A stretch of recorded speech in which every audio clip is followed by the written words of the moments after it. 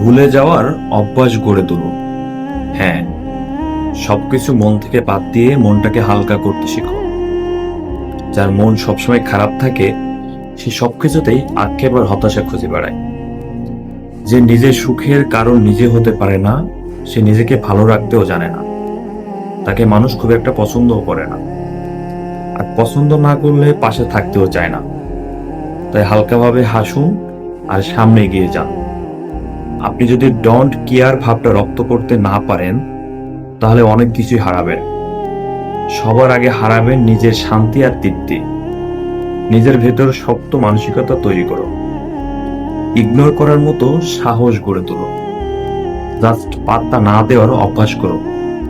কে সমালোচনা করলো, কে ঘৃণা করলো, কে ছেড়ে গেল, কে অবহেলা করলো, এসব ভাবার সময় নেই। এই ধরনের ডোন্ট কেয়ার স্বভাব গড়ে তোলো। সত্যি ভালো থাকবেন। হ্যাঁ, মনের শান্তির জন্য নিজেকে সবার কাছে ব্যাখ্যা করতে যাওয়া বন্ধ করুন।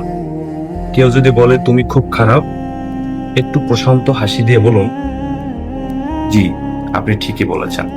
আর কেউ যদি বলে তুমি খুব ভালো, এবার একটু কৃতজ্ঞ হয়ে বলুন, অসংখ্য ধন্যবাদ।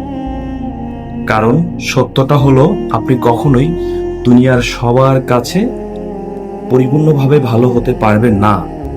সবাই আপনাকে ভালো বলবে না, সবাই সাপোর্ট বা ভালোবাসা দেবে না।